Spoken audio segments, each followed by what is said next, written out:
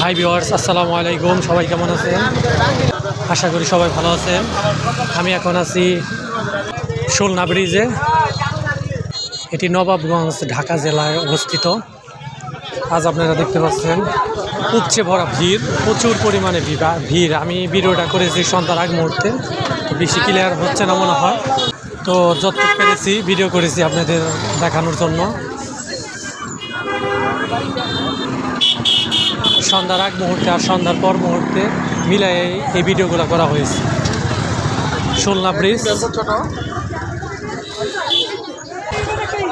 ঢাকার নবাবগঞ্জে।